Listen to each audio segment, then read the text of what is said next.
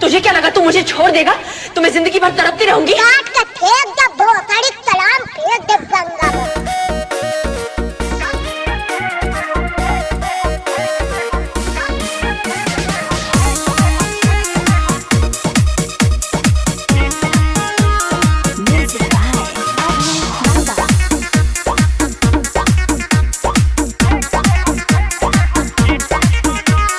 हमरे सिखावला हमरे पढ़ावल हमरे से उड़ेलू देखावा तारू पावर है तेरी माँ की।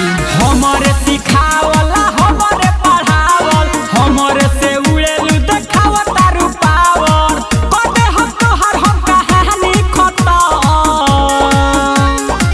काटी के फेंक दे हम सुन ताहर घेटे सनम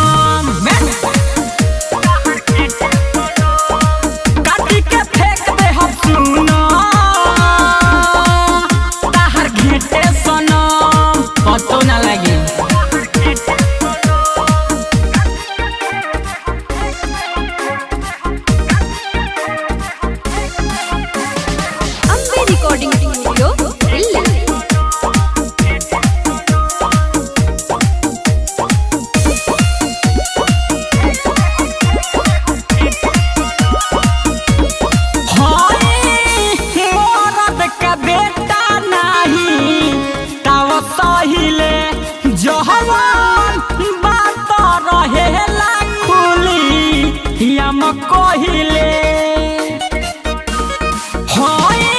कहिले मरद का बेटा नहीं तब सहिले जहवान बात रहेला खुली हम कहिले तारा चक्कर में भले जल जाइब काटी के फेंक दे हम सुन ताहर घेटे सनम।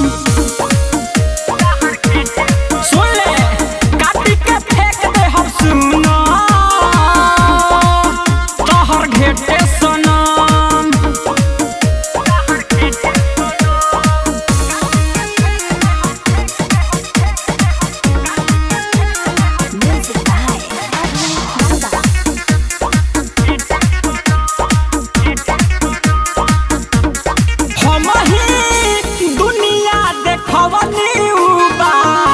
भूले लगलू तनिका परिचय हो गइल का तू भूले लगलू